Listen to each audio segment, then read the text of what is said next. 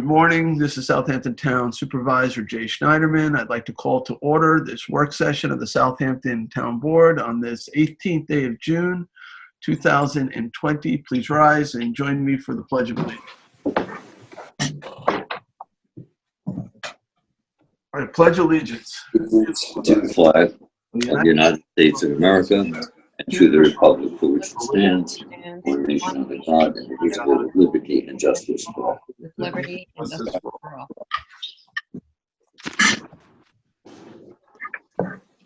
All right, so we have Deputy Clerk Kim Okati part of this Zoom conference. Kim, would you please call the roll? Oh, and Sunday's here too. So Sunday, can we hear you? Not yet. Okay, I can't hear you, but I can call the roll. All right, go for it.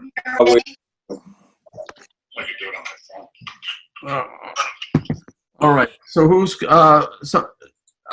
want me to call the roll? Yeah. All right, so Supervisor Schneiderman, yes, I am here. In no particular order, I got Councilman Martell. Can you hear me? Yes. Councilwoman Lofstad. Here. Councilman Bouvier. Here. Councilman Schivoni. Present. That makes 5 Sunday, so the gang is all here. All right, and Jim Burke is here, our town attorney, through my phone and several other people. All right, so let's get started with the work session. We don't have a lot of things to discuss. I did want to go over Tuesday's meeting. We're going to discuss the agenda for that, and Frank's going to take us at some point through how that's going to proceed. But before that, which has become our recent tradition, we've had our Public Safety Director, Ryan Murphy, update us on what's going on in terms of our response to the pandemic. Let me just say this was an interesting week. It sort of started out on Sunday with the governor saying that the Hamptons area wasn't doing enough and might have to roll back some of the liberties that we achieved under phase 2. It certainly hasn't been my observation. And, we see ourselves as partners with the state in reducing COVID-19 and doing everything we can. Of course, the Hamptons area isn't under, one entity. It's a number, a couple towns, East Hampton and Southampton, and a number of villages, 8 in total. I think 7 different police departments. In the town of Southampton, some of the, we have restaurants throughout the town, a little bit more concentrated in downtown Bridgehampton and Hampton Bays, but other areas have restaurants as well. And, Ryan can update us on all the work that we're doing to make sure that those restaurants and bars are following all of the guidance for phase 2. And we are still hoping that we're on schedule to hit phase 3 next Wednesday, which will allow indoor seating up to 50% at some of these restaurants, and we'll open up some of the nail salons and things like that. So, Ryan, I'm going to take it through, and you can take it from there. Sure. Yeah. So thanks, Supervisor. We are still on track for phase 3 next week on Wednesday. That was reiterated by the county yesterday, but also by the governor on yesterday's briefing that Long Island is on track. So, yeah, you also mentioned that we had an interesting start to the week with the comments from the governor's office with regards to 25,000 complaints coming in to the state of New York about businesses and acting not in accordance with the guidance for phase 2, not adhering to social distancing and mask wearing and so on and so forth, and that the majority of those 25,000 complaints were between New York City and the Hamptons. Those were the comments, and since then we've been provided with information by the county through Suffolk County PD that only a total of 21 complaints were received by the County of Suffolk from the state of New York. with regards to any activities in the county, and that of those 21 complaints, one was an establishment located within the town of Southampton. So, not quite the majority of the 25,000 complaints that had been described earlier in the week. That was good news for us to hear, and it was what we expected to hear, because we were aware of some comments and complaints from the public with regards to a couple of establishments within the town that they believed might have had too many people or weren't, wearing masks as appropriate. But by and large, the town did not have any major issues during this past weekend, and really throughout this period so far. Ryan, the one complaint was not within your jurisdiction, right? That's correct. It was within one of the villages. It was not anything that we would have been able to actually address and deal with. Our fire marshals have been out throughout this entire process. We're working closely with the restaurants and businesses, trying to make sure that they're as informed as possible. With regards to the restaurants, the fire marshal's office conducted outreach about 2.5 weeks ago or so, initially, to make sure that they were beginning the preparation process for formulating a plan for reopening.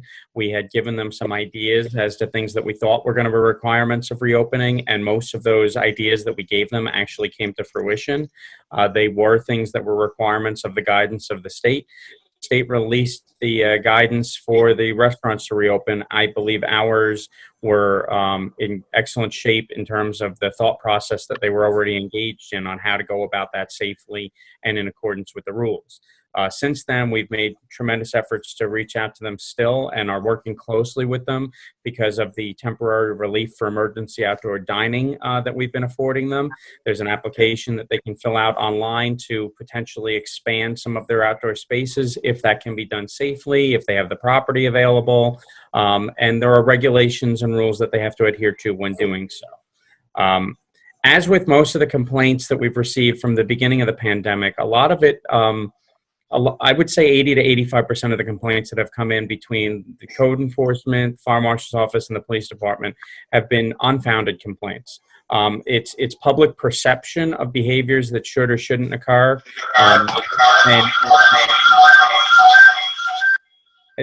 And in many cases, it has not actually been what the guidance requires. If somebody can be 6 feet away from other people, they don't have to have a mask on. But we have people that are calling in to complain and say that they see somebody that doesn't have a mask on. And so we investigated, and a lot of times it turns out to be unfounded. Probably 20% or so of them actually end up requiring for us to just, speak to somebody and inform them about what they're supposed to be doing, whether that's a business or a private individual. But by and large, people have been very good about complying with stuff all along the way. As I started to mention, we are on track for phase 3 because people are doing their part and following the rules. And it's really important. We've all suffered through this whole time here. We need everybody to continue to follow the rules. We need everybody to continue to wear the masks when you're out in public. If there's an expectation that you can't be 6 feet away, if you're walking down a main street, you should really have a mask on, because if somebody walks out a door of a store and they're too close to you, you don't want to feel uncomfortable. You don't want them to feel uncomfortable.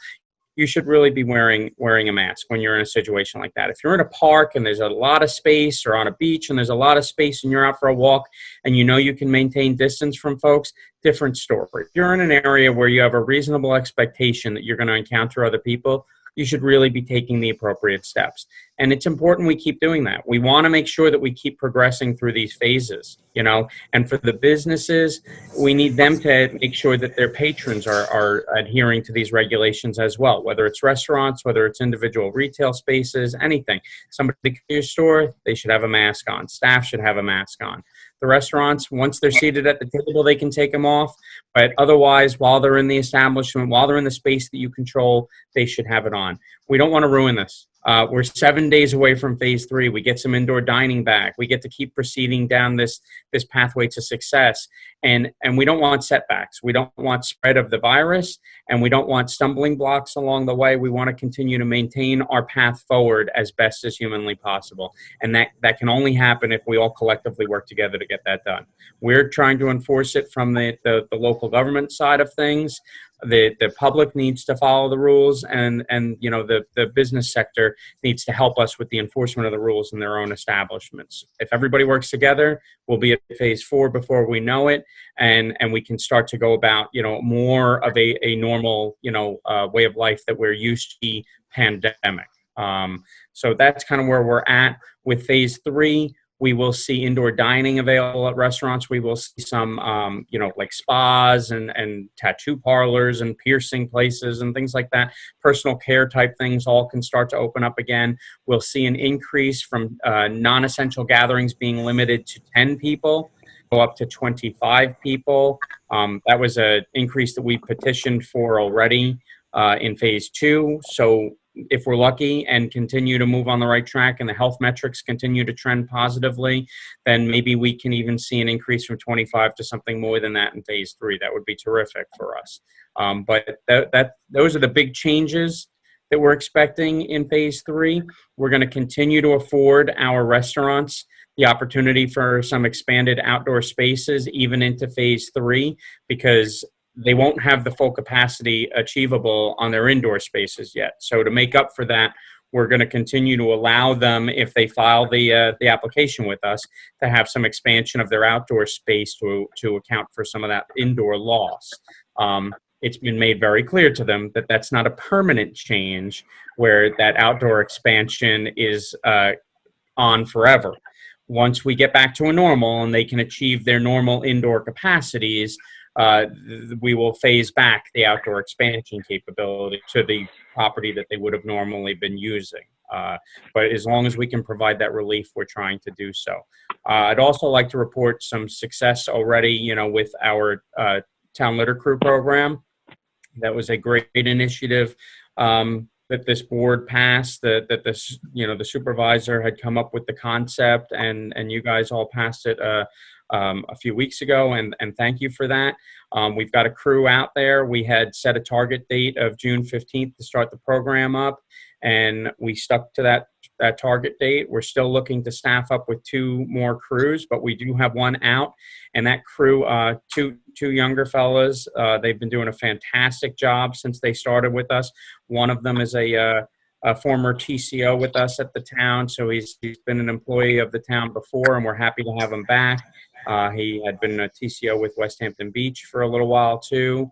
And another one is a younger man who has not previously worked for us, but we're happy to have on staff. They've been very energetic about going out there. Yesterday, they hit like 21 different, you know, road end beaches over the course of the day. They've been in the Hampton Bays area. They've been out to Bridgehampton.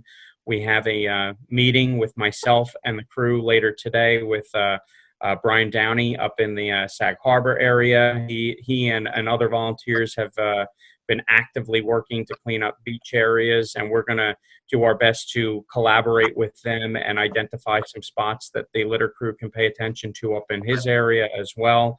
And we hopefully will be able to make it easier for that group that has been generously giving of their time to dispose of some of the waste they're finding too, by way of this crew grabbing it from them and bringing it to the transfer station. So they're doing an excellent job. They've been gathering about a 60-gallon or so bag of garbage a day worth of PPE and other debris that they're finding out there. They're working in parking lot areas. They're working on roadsides. They were up in the Flanders neighborhood yesterday. There's some access road beaches and just throughout the community, dealing with things. There are any SOS complaints we get through the system related to litter and garbage. We are also, you know, assigning those out to the TLC guys to go and take a look at.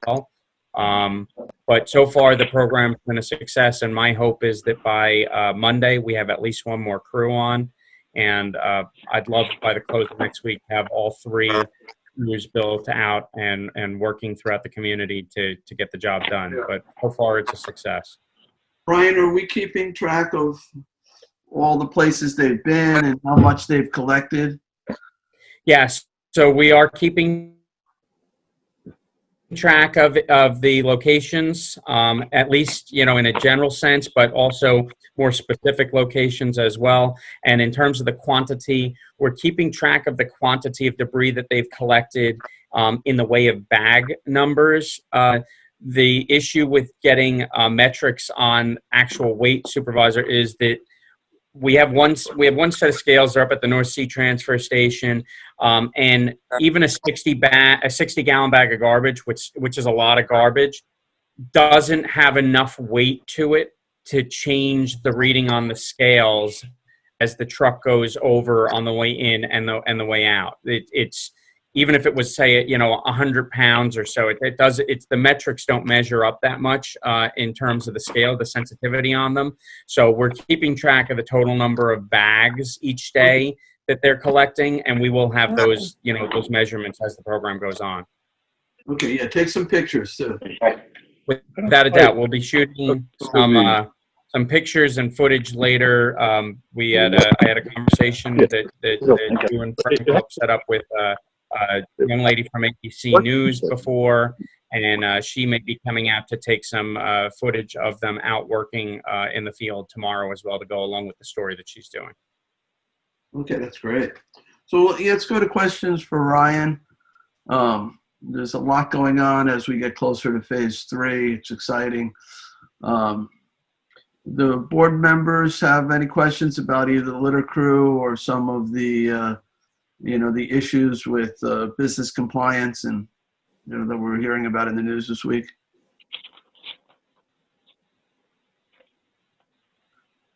In terms of the road ends, Ryan, everything seemed okay, like North Sea Road, some of the areas that had gotten overwhelmed with people, they have calmed down?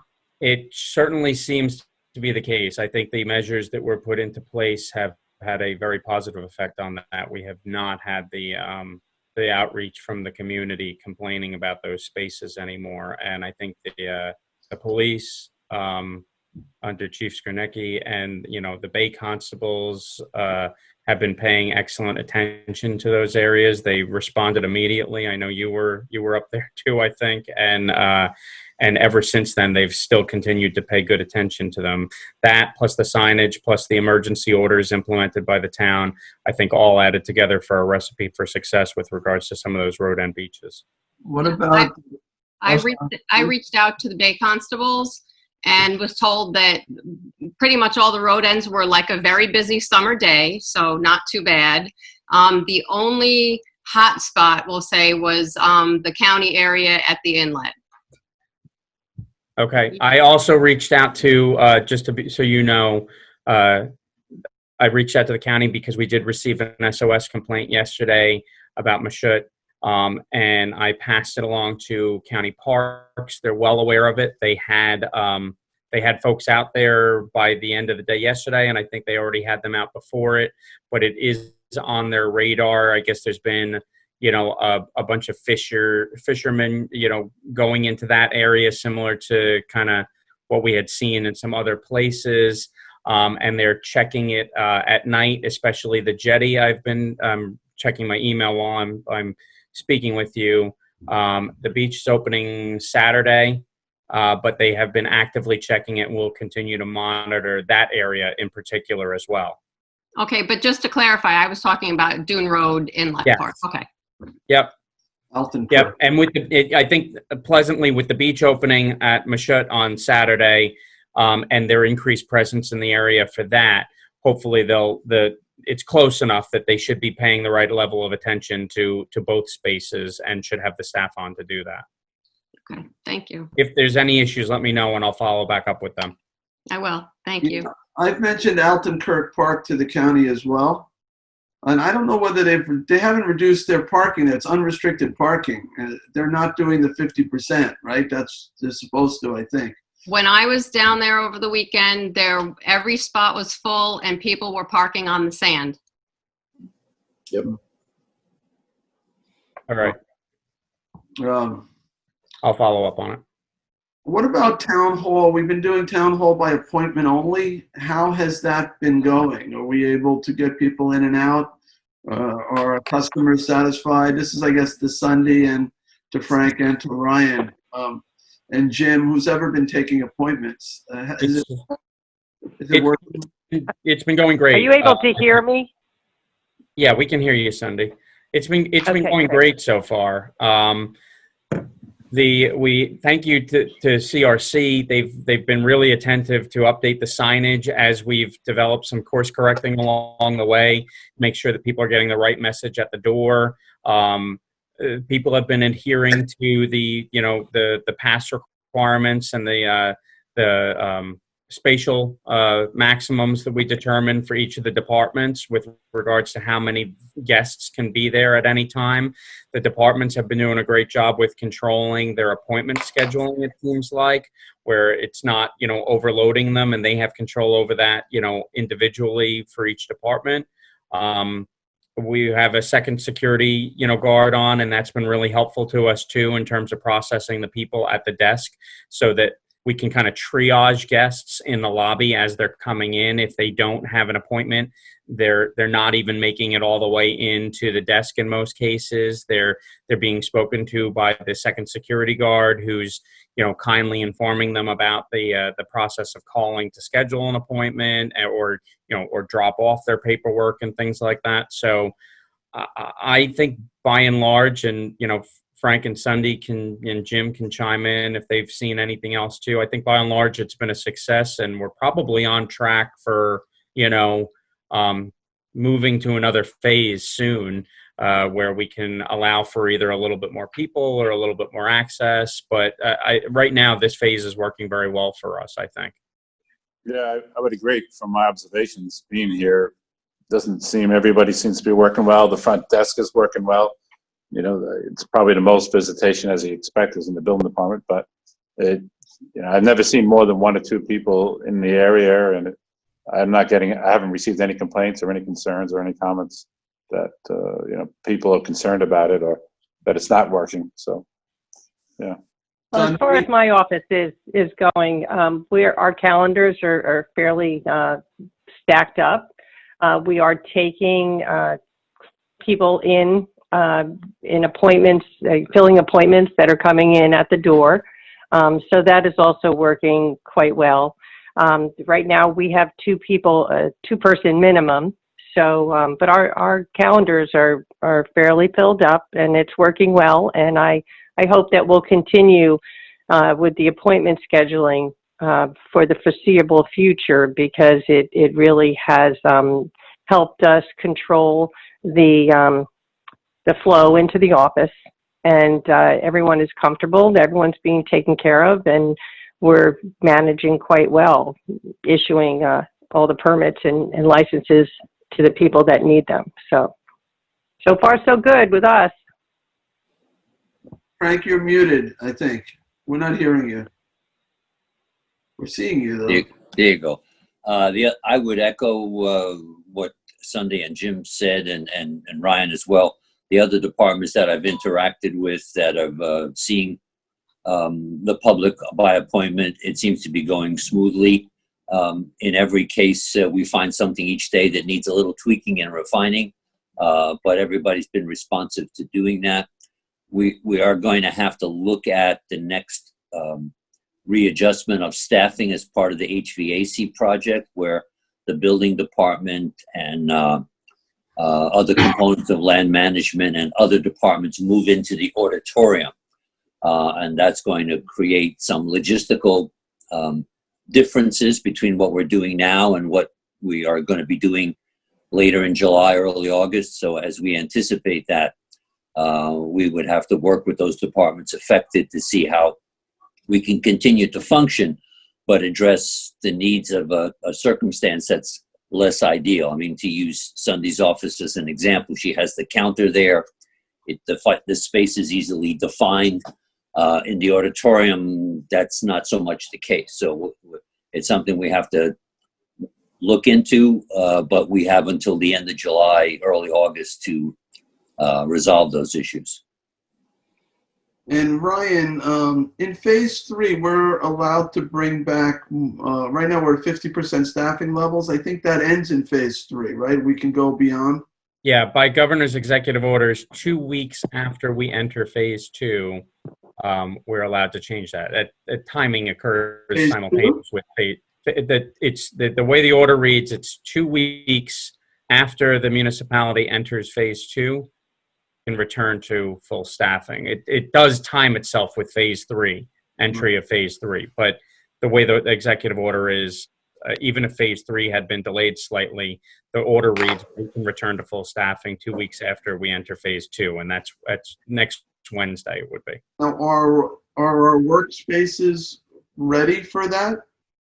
I've been speaking with HR about it, and we're looking at, as opposed to midweek, we're actually considering potentially doing the 29th as a date, or even looking at immediately following, July 4th.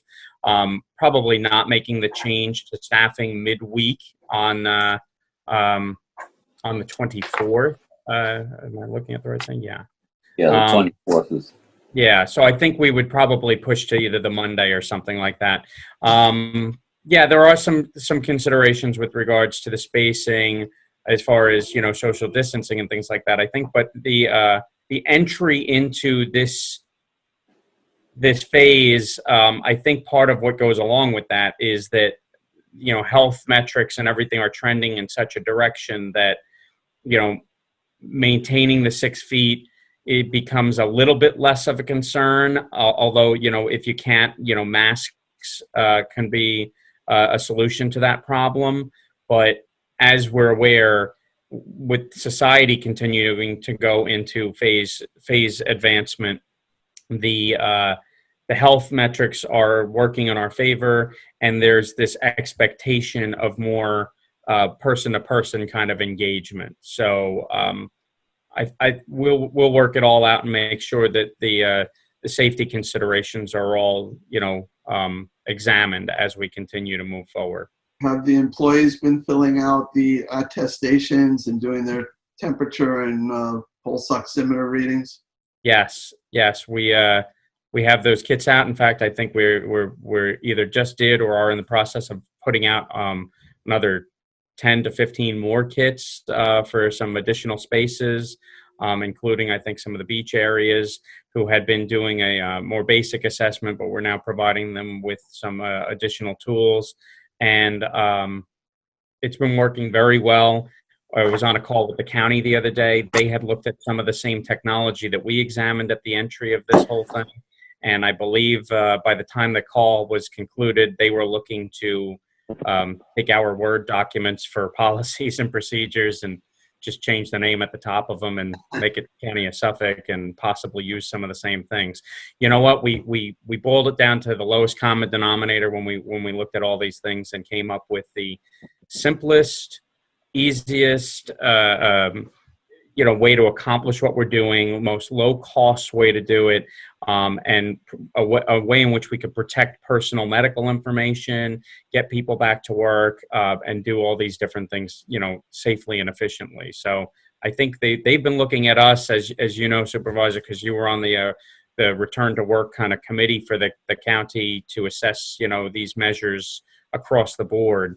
I think they've been looking at us as a leader in this whole thing all along the way in the way that we've been developing policies and approaching it.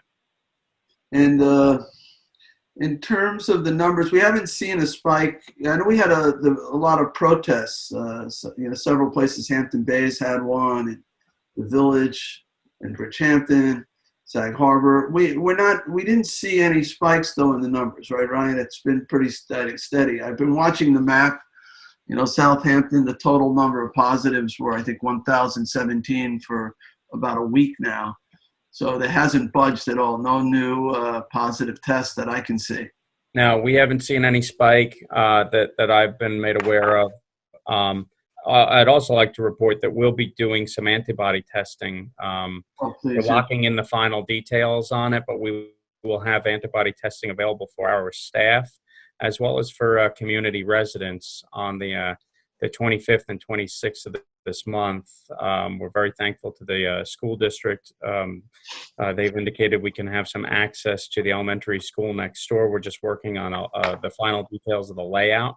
for the 25th. They have a graduation at the elementary school, a drive-through graduation on the 26th. So on the 26th, we'll be using Red Creek for some testing, but we'll be releasing information to folks so that they want to sign up to have the antibody testing done, both employees as well as local area residents.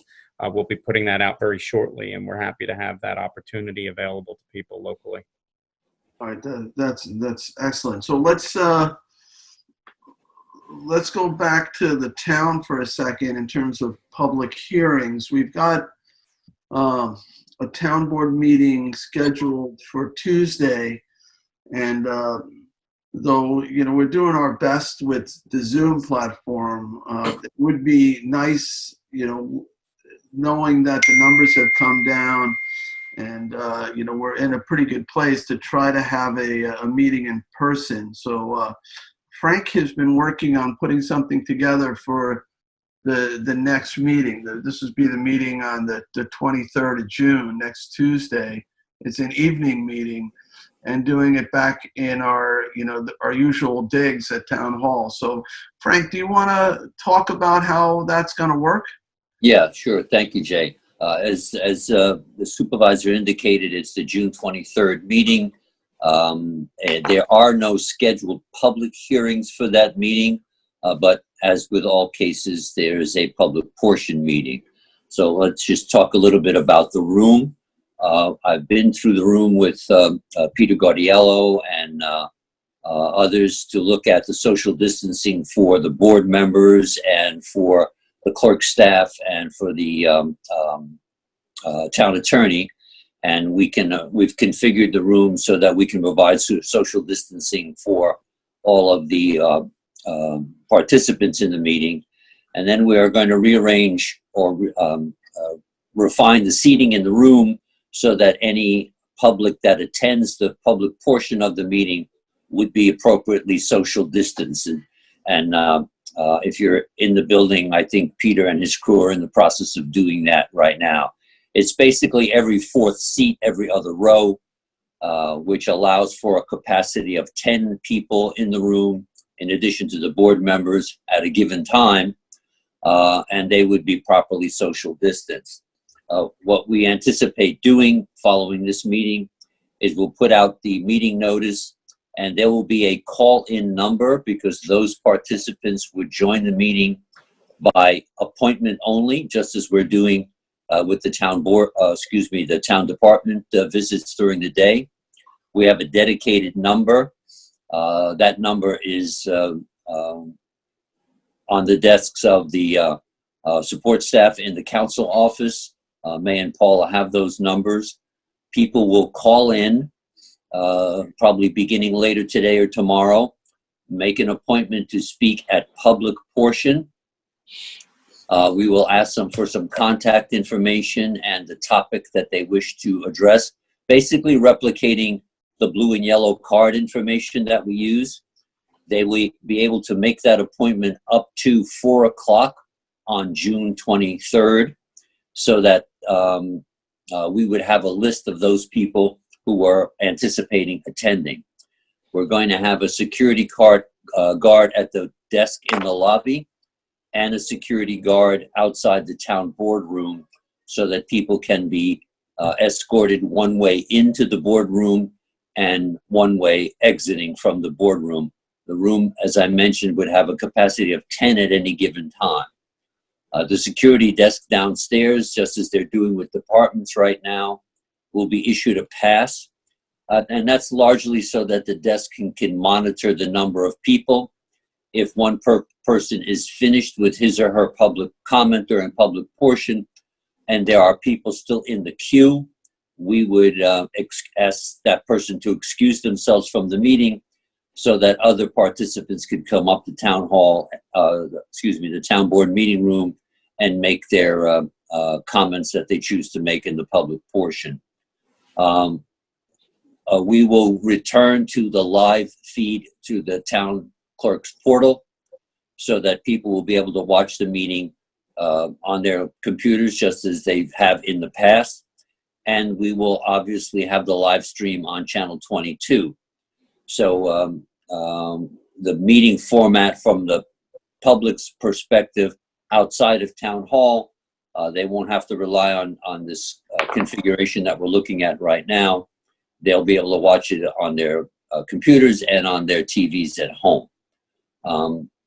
So we'll commence that process later this afternoon. The only other thing, I made some notes for myself here that I may not have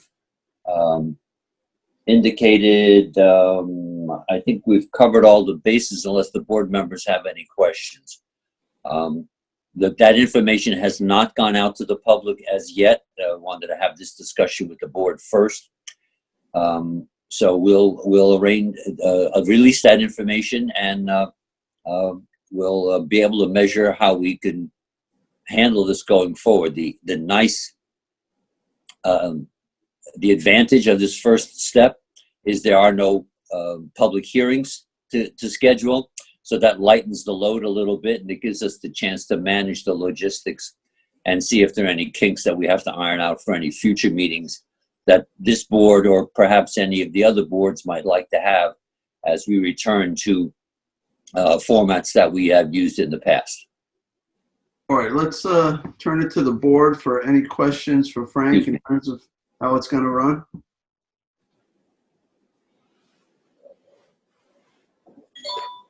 I think it's a big step. It's a big move forward because, not only I think is it challenging for me to chair these meetings via Zoom, I think it's challenging for the public to participate in these meetings.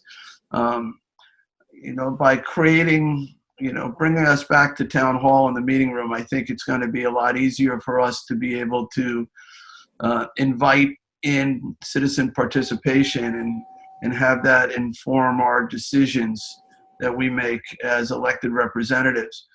So, I know pandemic is still here. We're not through it, but I think the way we've structured this, we should all, we've done a lot of precautionary measures. I think it will go well. When we do get to public hearings, we can look at larger spaces, high school auditoriums and things like that, if we can get permission where we can have 50 people, 6 feet apart. That could be a possibility, so that some of the things that we had been waiting on that have been delayed, the Graves Protection Act, for example, maybe that could happen at the, Hampton Bays High School or something like that, if the school is willing to do that. So we can explore that. Let's get through, obviously, next Tuesday. In terms of work sessions, I am sure it's more convenient to do it via Zoom. It sort of works. We don't have a public portion at work sessions, so it's really up to the board. It seems to be working in this format. Any thoughts on keeping the work sessions via Zoom for a little while longer before we do this in person? I'm sorry, can we just go back to the board meeting? I apologize. Well, it's sitting around the table for the board meeting next Tuesday. Will we have to be wearing masks, or will the public have to be wearing masks since we're all 6 feet apart? Well, I think we will maintain the social distance. It's just a personal observation on my part, Julie. I think it's good in that setting. It's good public policy to practice the best behavior, and model the best behaviors. Our requirement right now is in the building. We do expect the public to be wearing their masks at all times, even in the cases where social distancing can be maintained, because the nature of moving around the building is such that you might pass someone going in and out of the building department, as an example. And for a nanosecond, you may not have that social distancing, but from everything we've learned over the past several months, that nanosecond may be the moment that you might become more vulnerable. So my suggestion would be that where possible, of course, it's difficult to converse and wear the mask. So we would have to take that into consideration. We have, with Peter's help, measured the distance, and every chair for council member and the clerk staff and others is at least, if not more than 6 feet apart. So it's safe in that regard. I think you just sort of have to figure out how do I converse with people while wearing a mask. I think that's going to be the challenge. Okay, thank you. I also wanted to add, every time we make these kinds of changes, as I know the board members are aware, there are a lot of logistical refinements that have to take place in the background. Our staff, particularly at the CTV, has done a good job of now getting this Zoom kind of meeting to be a pretty well-oiled machine. Transitioning back has got some additional steps that we have to take to it, and the staff has done a good job of helping that happen. Yeah, I mean, there are definitely some advantages to Zoom. It is a big town. It's, town hall can be a long way from, Eastport or Spionk, particularly in traffic. And for a lot of our volunteers on these boards, most of them are not compensated. They cover their costs of their own gasoline and time. And, it might be something that we can incorporate into certain advisory boards in the future, that they can maybe meet via Zoom. It's something we can think about. Well, and to that point, Jay, there are a couple of boards who have inquired as to whether or not they could continue that this way, to your point, regardless of where we are in the future. And it may be a viable alternative. Yeah, we'd have to look at the open meetings law. Some of those boards might not, the law might not apply to them. It certainly applies to the zoning board and planning boards, but some of the other boards that the supervisor and Frank mentioned might be exempt from that. That could work. Yeah, it might encourage citizen participation. Yeah. My experience has been with the advisory boards is that they're very supportive of using the Zoom platform or a similar platform. One of the issues they run into is some of them have the local app for Zoom, and they're restricted time-wise. And I think I forwarded to you, Jim, a couple of inquiries as to whether, if we continue this way, whether we provide the licensed long-term Zoom, we share that license with for those boards, the advisory boards and the civic boards that meet. That's something that that would be part of that sort of change in doing things. A lot of feedback I've gotten is, it's great because they don't have to travel the distance, and I fully understand that. But we also, if we're going to do that, we have a responsibility, I think, to be able to provide the platform with the length, with no length restriction for those boards that meet in excess of 40 minutes. Mm-hmm. Yep, I can certainly look into that with Paula. Sure. So, any other questions on this issue? Work sessions, town board meetings, and Ryan, I suspect you're being broadcast from the basement there at Town Hall. How is the move going? When do you move into the Hampton Bay space? Yes, I'm coming to you live from the basement of Town Hall. Lower level. We had some setbacks, obviously, I think, with regards to the renovation of the facility next to the senior center in Hampton Bays. I believe the current expectation is that we will be going into that space somewhere around the end of July. The biggest component left to that is the HVAC activity in the building. The furniture is there. The flooring contract is already in place, I believe, and the floor is ready to go. So I think it's just the duct work. There's a handler up on the roof of that building that's a unit, and it's a single zone for like the whole building. And I believe that's being switched out to 2 4-tons so that the building, that space can be zoned out a little bit better, so that the meeting room space doesn't necessarily have to be the exact same temperature as the office space, because depending on the activity that's going on in there, since it'll be shared with the senior center, we may want to adjust some of those temperatures a little bit. But I think we're on track, and I'm hoping we're on track for end of July for the switchover. I was there with Chief Fire Marshal Rankin the other day, and Christine Fenton and some of her staff to just take another look at a couple of things in there, and it's moving along nicely.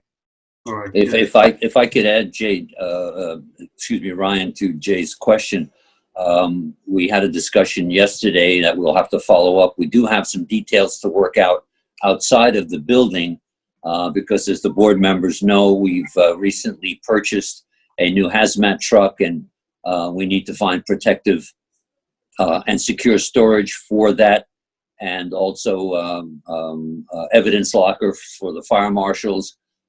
Those will not be in the Hampton Bays Community Center building per se. We're looking at some solutions as part of the Hampton Bays Water District property.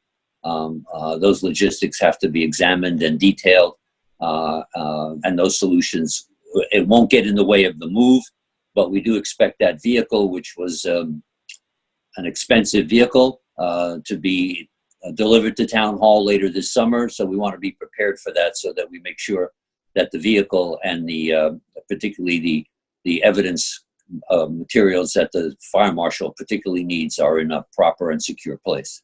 So we're working on that solution as well. I'm glad to hear that. The original, the truck that we currently have was kept outside, and Correct. that was the hazardous material truck that you were referring to, and that has been an issue. This is certainly an investment, and we want to keep it for a long time. Yeah, thank you, Tommy John. I think there is a solution, and we know that outside storage shortened the shelf life of that vehicle, and we don't want to see that happen a second time. Right. And the equipment inside of it, by the way. Absolutely. It gets extreme temperatures, low and high, and the suits and everything. There's different vinyl and rubber, so that's good. In other capital projects, the parking lot expansion in Hampton Bays for the South Fork Commuter Connection, that's been completed. So take a look at that when you're over there. I think there's an extra 25 or so new parking spaces in downtown Hampton Bays. Though the commuter connection's not operating at the moment, but it will start again in the fall, and we'll have those extra parking spaces. And the Tupper Boathouse is off the ground. It's been elevated, and they're doing work on that. They're going to build a slab foundation for it, and then be able to lower it back down. It'll be roughly 2 feet higher than it had been when it started, above the floodplain, and that's a project that's going well too. John's been liaison to that. So John, if you want to add anything on it, but if you haven't been down North Sea Road, take a look. It's pretty cool to see the building up in the air right now, and it's going to be a beautiful project when it's completed. Yeah, nothing really to add. It was interesting to see it happen, and Julie and I have both been working on the Tupper Boathouse for some time. It was one of the first things we were dealing with. There was a little bit of a setback with some of the materials that were provided to keep to raise the building, but it's looking really good. It's well worth a drive by just to see that. So it's a really good project. I'm glad it's moving forward.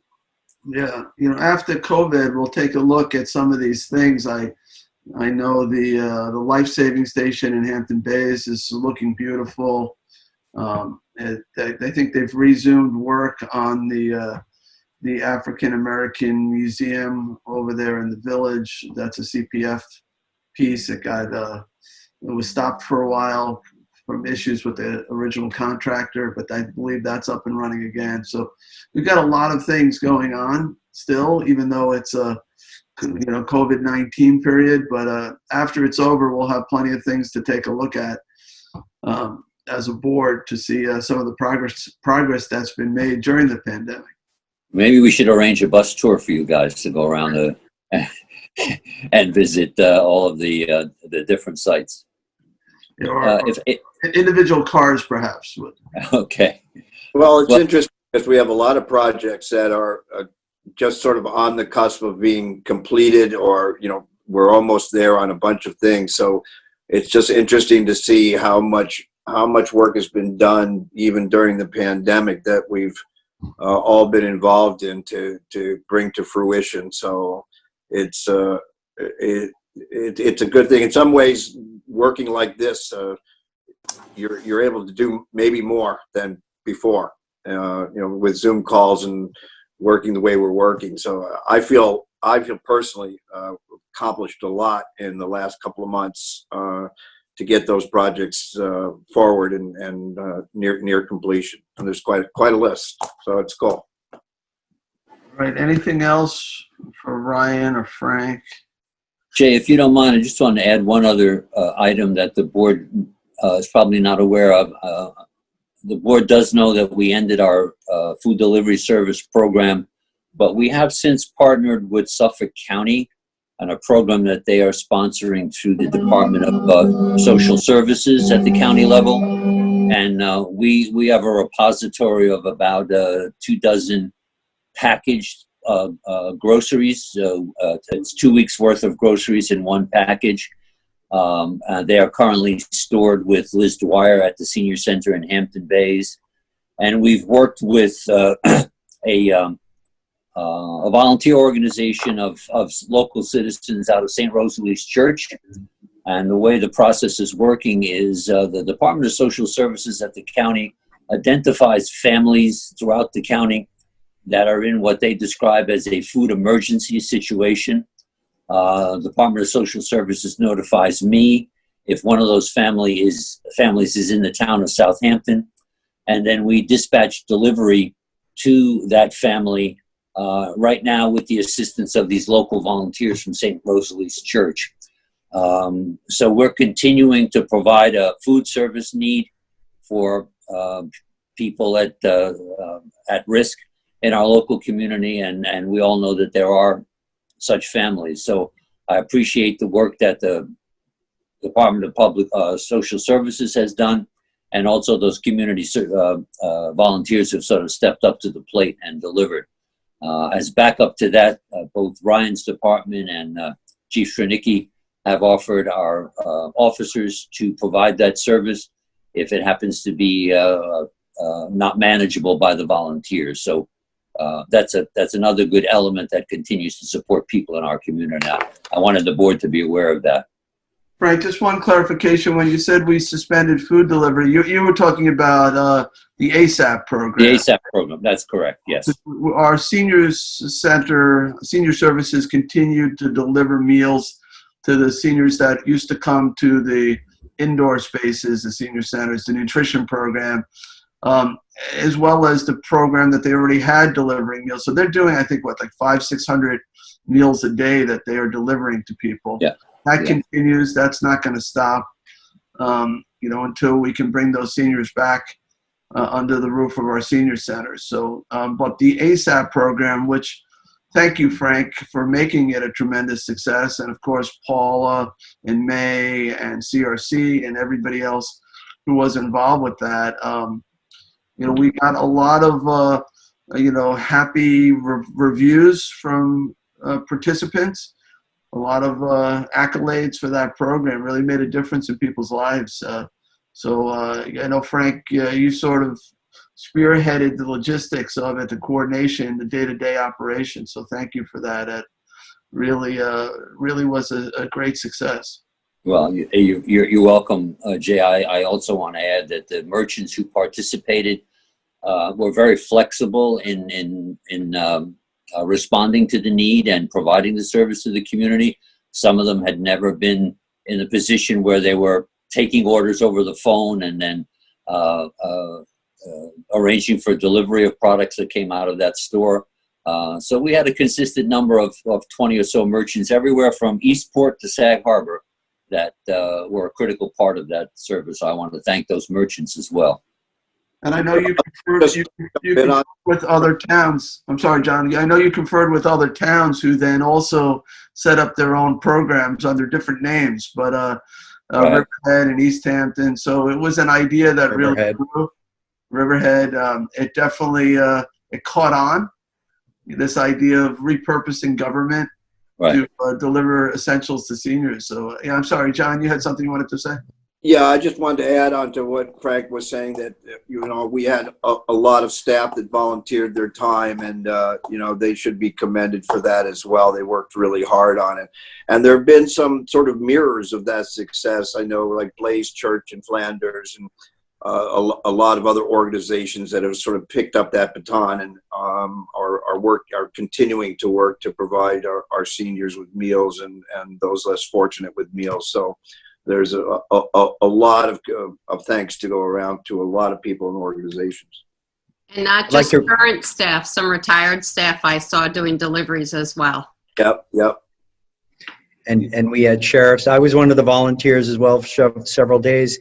And I have to say, the people, when they were receiving it through their doors, their shut doors, they were very happy with their local government. And the merchants were also very, very accommodating too. They were happy to see us coming in and delivering the food to the folks that we wanted to stay home through the COVID epidemic. I want to thank the board too for your support. It was like a social connection because, you'd go to a door and you'd have this conversation at a distance, and it wasn't just about the food. And that was something I'll always take away with me. So just really well done. And I think, the ASAP program sort of started that moving forward and that design, and it's worked really well. So it was a very pleasurable experience, not just from the person receiving the food, but also being able to give and have those talks. It's a good success. I also want to, thank the board for your support, and particularly Councilman Martell, of AFTI, and the food pantry.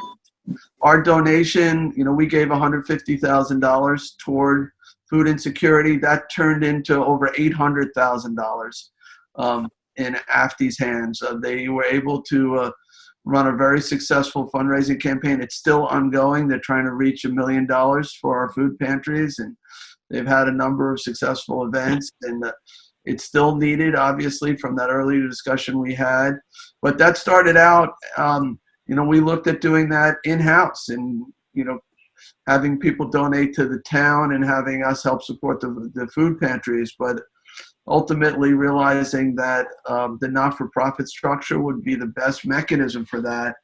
And then, Rick and I working to get AFTI resurrected, with Fred Thiel's help and Claudia Pilato from B&B Bank. And now the board, they've got a terrific board of directors. And they're just cooking along. And Connie's been involved with them, and other people, and I hope they continue. I hope it goes beyond food insecurity to address some of the other social needs, whether it's mental health counseling, addiction, rent insecurity, whatever it might be, utility insecurity. AFTI may have an ongoing role to play throughout the region. And we haven't had an organization like that. Yes, on the environment group for the East End, but but not on these other social issues. So it's whatever it may be, daycare, domestic violence, whatever it is. We have now an organization that can really critically address issues throughout the whole East End. So congratulations to all involved with that. Okay. Yeah, Jay, you could almost hear the exhale from all the food pantries as the money started coming in, and it really took the burden off them to feed the people rather than try to fundraise and, accumulate the funds necessary by themselves. It was such a big relief. I know the pantry heads that I spoke to are ecstatic. I'm glad AFTI is moving on. I actually went to the drive-in movie they had the other day to raise some funds. It was a wonderful event for the community, so I really hope AFTI continues on that road, and it should be a great success. Yep. All right. So let's then, anyone else on that or any other issue? All right. So let's go to reviewing the agenda. So I do have another issue. Okay. I thought maybe you were talking about town hall or COVID. The East Hampton Town Airport Management Advisory Committee had a meeting last week, and several of the members on our Airport Noise Advisory Committee attended it, and by Zoom, and they expressed their dissatisfaction with the new route that has opened up called the November route. This is the route that goes out of East Hampton Airport over Sag Harbor, over Noyak, parts of North Sea, Shinnecock, and then Shinnecock Bay. These are for departures and arrivals. And the group is looking at this. They're monitoring it, and we're concerned. Now that the northern transfer route over the North Fork is no longer in place, Southampton Town, western Southampton Town, is going to be seeing more helicopter and plane traffic over it. We're also seeing transition from the northern route along Long Island Sound, coming down through Western Riverhead, cutting across western Southampton Town. So what we would like to do is to come before this board in the work session in the coming weeks to present some numbers that we see, and the board should be well aware of this. As you know, East Southold and Riverhead, they were getting a lot of the traffic, and they have successfully averted some of that traffic. Unfortunately, that traffic will be coming over us. Now, in the eastern part of the town, as you well know, we have had this traffic over us. It is ramping up more, where we continue to be not happy about it.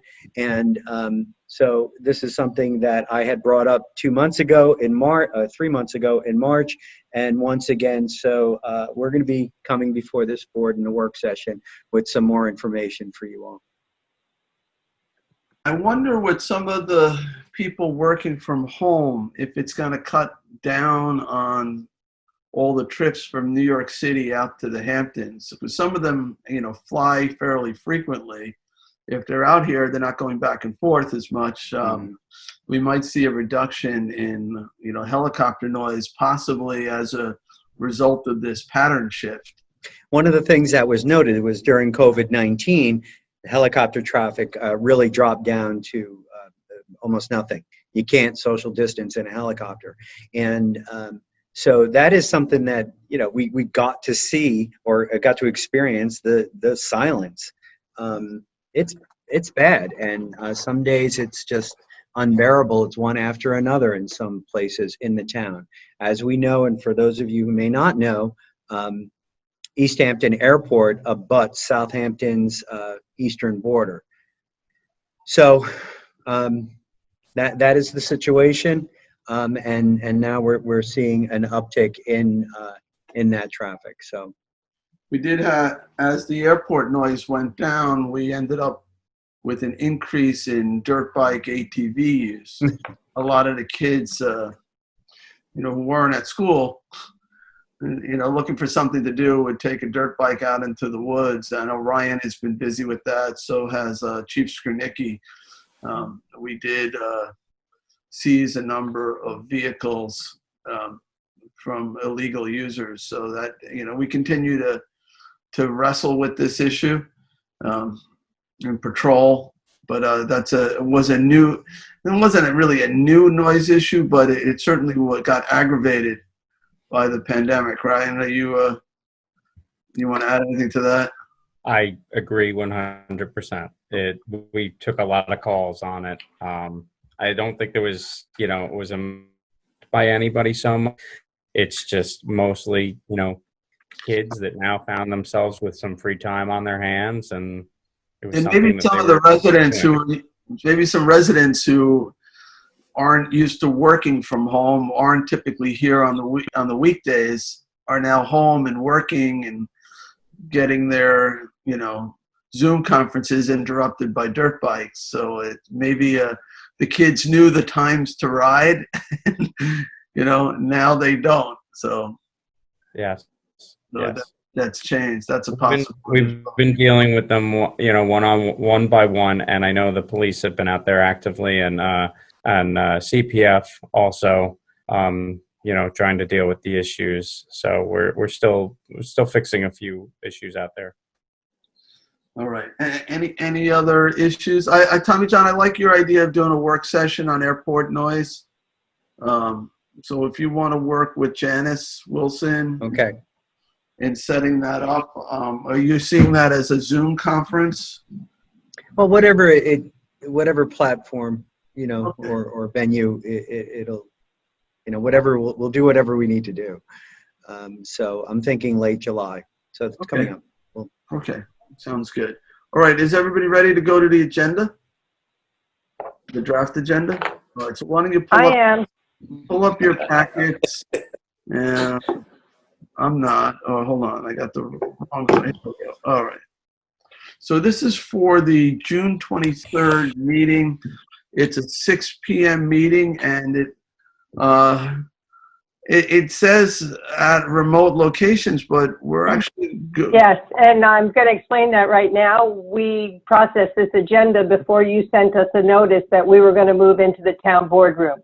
So after you make any changes that are required, we will also update that information, but it wasn't prudent to do it in advance of the draft review.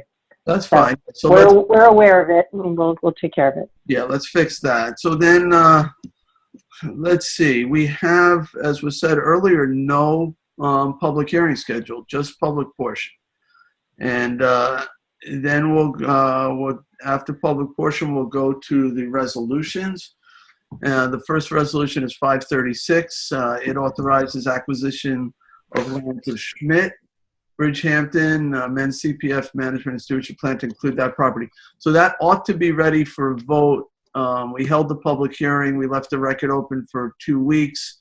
So we just want to examine if there, I'm sure I'm going to ask the question if we've gotten any written comments on that. So at least the board can review those comments before casting their vote. 537 also would be eligible for vote. This is on the property, the Ruby property, Ruby Associates LLC in Hampton Bays. So that's eligible for a vote. And 538 is on the lands of Hero Dederick in West Hampton. So that would be eligible for a vote on that acquisition. And 539 is on the lands of Zipper and Tuckahoe. So that would be eligible for a vote. 540 is on that Madu Conservancy change in the conservation easement that would allow for the demolition and reconstruction of the Lewes structure. So that is eligible for a vote as well. And then that brings us to 34297, Councilman Bouvier. Yeah, that's Town Board ID 34297 is to amend a contract with VHB Incorporated for the preparation of the housing plan to include a community engagement process co-sponsored with Councilwoman Lobstadt. Board Resolution ID 34304, authorization for the supervisor to sign application and contract to accept 2020 Suffolk County Youth Bureau funding for Southampton Town Youth Program. 34258 authorizes the purchase of 8 Tough books and accessories for police vehicles. 34261 authorizes the purchase of 2 compact variable message signs for code enforcement. I could see how those would get used. 34269 authorizes the purchase of furniture from the New York State contract. Town Board Resolution ID 34225 to authorize the supervisor to sign a 2021 contract extension for Waste Zero to supply and distribute garbage bags. Town Board Resolution ID 34300 to authorize the supervisor to sign community development block grant CARES funds project description forms as co-sponsored with Councilwoman Lobstadt. And just for the board's edification, these are funds that are specifically from county funds, CDBG funds, I'm sorry, for public service related to COVID-19. Town Board Resolution ID 34215, co-sponsored with Councilwoman Lofstas, authorized the purchase of 93 Samantha Circle, West Hampton, New York, and a general fund loan to the Affordable Housing Opportunity Bank. Also co-sponsored with Councilwoman Lofstas. Town Board Resolution ID 34302 to authorize the supervisor to execute a 2016 contract extension with South Fork Asphalt for the creation of overflow parking lot, the Long Island Railroad in Hampton Bays. Town Board Resolution 34301 authorizes supervisor to execute an agreement to renew the town's maintenance agreement with Grancius Acura for Minitrack and Minitrack e-boardroom. Also, Town Board Resolution 34299 to authorize the supervisor to sign a 2020 agreement with KnowBe4, the Information Technology Department. 34303 authorizes the supervisor to sign a contract with Train for HVAC at the Hampton Bays Annex.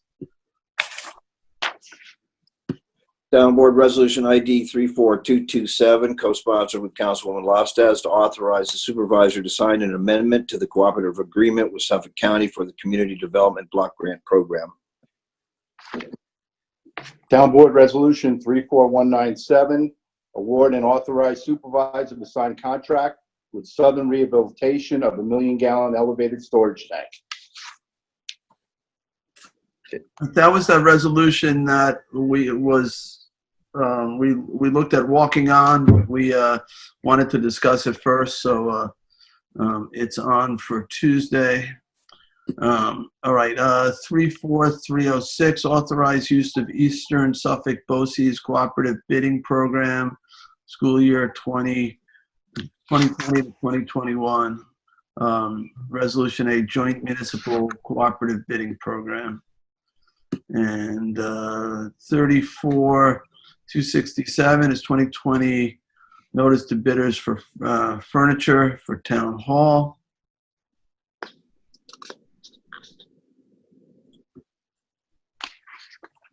Uh, 34272 notice to bidders, 2020 notice to bidders for vehicle fuel management system maintenance and installation.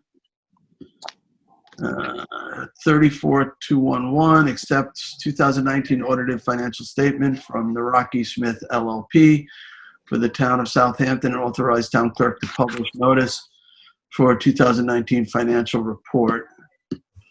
34212 accepts the December 31st, 2019 Community Preservation Fund audit from Cullen and Danowski LLP for the town of Southampton to authorize the town clerk to publish notice of the Community Preservation Fund financial statements and independent auditors report. 34214 amends the 2020 adopted budget for town attorney's part-time salaries. 34230 amends the 2020 budget for costs associated with COVID-19. 34213 amends the 2020 through 2024 capital budget and adds capital project design and installment of main directional drills in Hampton Bays. That's where we're looking, that's for water district projects. We're looking at putting that pipe in under Shinnecock Bay as well as Shinnecock Canal to the eastern side. 34311 amends the 2020 budget for the Highway Department to include CHIPS funds, Paved New York funds, and extreme winter recovery funding. 34220 authorized expenditure for town police from town police restricted account. 34259 authorizes part town fund pay-as-you-go purchase for signs for code enforcement. 34226 authorized the town attorney to reimburse NYMER for claim paid. 34228 authorized town attorney to reimburse Ponquag Marine Basin, Inc. for damage to property held in Southampton Town Police impound. Town Board Resolution ID 34221, a notice of adoption to amend Town Code Chapter 330-137.1G, reconstruction or expansion of pre-existing marinas and residential districts. Town Board Resolution 34234, authorize the cost reimbursement waiver for Hampton Bays High School class of 2020 commencement parade held on June 22nd, 2020 from 6 p.m. to 7 p.m. All right, 34017 accepts retirement of Bartholomew Carey Jr., Southampton Town Police Officer. 34-265 appoints Charles Schneider to Ordnance Inspector position in Investigations and Enforcement Unit. 34-293 appoints Courtney Domkowski to Fire Marshal 1 position in Public Safety. 33-583 appoints Gina DeMario to Assistant Superintendent Recreation 1 position in Parks and Recreation. 34-118, 2020 part-time salaries. 34-298, notice of public hearing to consider repealing Town Code Section 330-248, residential plan development district in its entirety, and amending the zoning map to revert 2 corresponding parcels to their prior zoning classification of highway business in the hamlet of Hampton Bays. And That's a long resolution. The next one is on page 57. is the next one yours, John, or mine? I believe it's mine. 33782. Do I have that right? Yeah. Yes, you do. Town Board Resolution ID 33782. To accept grant of open space in connection with the subdivision map of Edwards Middle Highway in Noyak. Town Board Resolution ID 34242 is an accepted deed of dedication for highway purposes in connection with the subdivision map of Edwards Middle Line Highway.